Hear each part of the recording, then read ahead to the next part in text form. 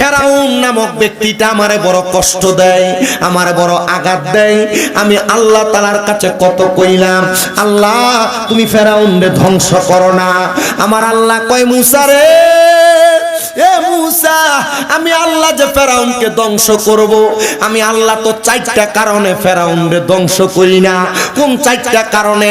আল্লাহ ডাক দিয়া কয়, মুসা রে, এই ফেরাউনটা সারাদিন পর্যন্ত নিজের খোদা দাবি করে, কিন্তু যখন দুনিয়ার আলো বন্ধ হয়ে যায়, অন্ধকার হয়ে যায়, এই ফেরাউন পাহাড়ের গুহায় জঙ্গলার মধ্যে যাইয়া যাইয়া আমি আল্লাহ রে আল্লাহ বলে স্বীকার করে আর বলে, আল্লাহ আমি ফেরাউন নিজের খোদা বলতে আমার কাছে বড় ভালো লাগে, আল্লাহ তুমি আমারে ধ্বংস করো না, আমি জানি তুমি খোদা, আমি বান্দা, আল্লাহ তুমি আমারে ধ্বংস করো না। এ মুসা, এই কারণে আমি ফেরাউনকে ধ্বংস করি না। ও আল্লাহ, আর কোন কারণে ধ্বংস করো না?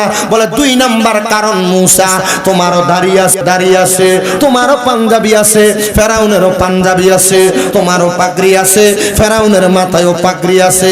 আল্লাহ ডাক দিয়া কই, মুসা রে, এই পাগড়ি পাঞ্জাবি দাড়ির মুহাব্বতে আমি আল্লাহ তাআলা এই ফেরাউনকে ধ্বংস করি না। আব্বা জিরারে দাড়ি ক্লিন শেভ করো না, আব্বা জিরারে পাঞ্জাবি খুইলা টাইট ফিটিং জামা কাপড় পইরো না, আব্বা জিরারে টুপি পরো, সত্য কথা, মাথায় পাগড়িটা লাগায়ও, সুন্নত আদায় হবে। 1 ওয়াক্ত পরবা পাগড়ি ছাড়া 1 ওয়াক্ত সওয়াব, পাগড়ি পরে 1 ওয়াক্ত পরবা 27 ওয়াক্ত সওয়াব। তাহলে বলেন পাগড়ির দরকার আছে? ওয়াইসি এইচডি মিডিয়া, আহলে সুন্নাত ওয়াল জামাতি, মুক্তির পথ। কষ্ট হইলো অসুবিধা নাই। আল্লাহর হাবিব সাল্লাল্লাহু আলাইহি সাল্লাম বলছেন, ময়দানে মাহশরে আল্লাহ তাআলা 2 ব্যক্তির জন্য 2টা জিনিস দিয়া সুপারিশের ব্যবস্থা করবেন। আল্লাহর হাবিবকে প্রশ্ন করা হয়, ইয়া রাসূলুল্লাহ, কোন 2টা জিনিস, কোন 2 ব্যক্তির জন্য সুপারিশ করবে?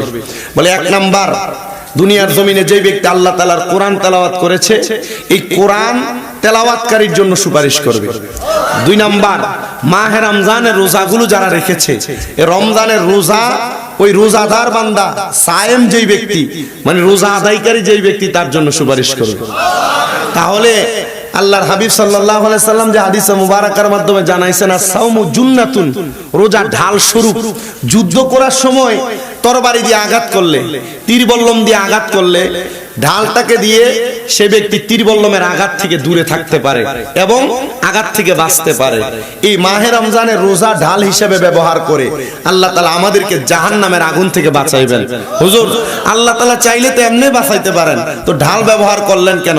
এটা ওসিলা। মারহাবা পড়েন না, আরো জোরে পড়েন না মারহাবা। রোজাটা কি? ওসিলা। আল্লাহ তাআলা এটার মাধ্যমে আমাদেরকে বাঁচাইবেন। জোরে সোরে পড়ি সুবহানাল্লাহ। পর্দার অন্তরালের আমার মা বোনেরা, যুবক বাবারা, মুরব্বী বাবারা, তাহলে যদি কোনো মানুষ মুসিবতের মধ্যে থাকে, আমার আল্লাহ তাআলার শুকরিয়া আদায় করলে আমার আল্লাহ তাআলা বান্দারে মুসিবত থেকে উদ্ধার করে দিবে।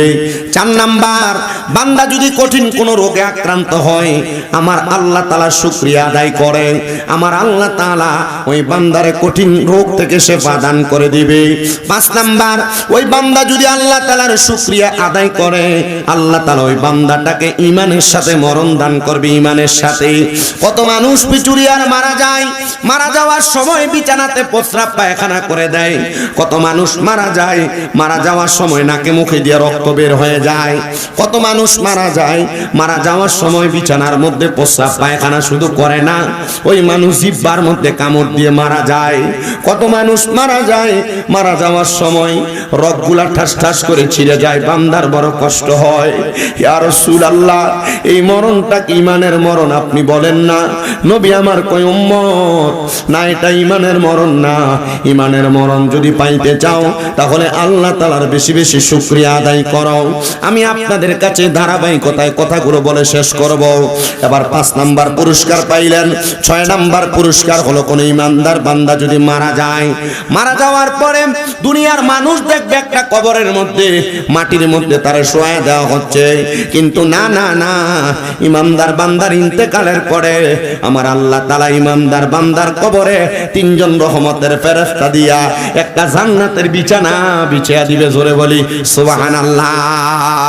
7 নাম্বার নিয়ামত, ওই বান্দার কবরের মধ্যে কোনো আলো নাই, কোনো বাতাস নাই, কিন্তু ইমানদার যখন মারা যাবে আমার আল্লাহ তাআলা ইমানদার বান্দার কপালের মধ্য থেকে একটা নূর পয়দা করে দিবে। ওই নূরের মাধ্যমে ইমানদার বান্দার কবরটা আলোকিত হয়ে যাবে। চিন্তা করে দেখেন মুসলমান,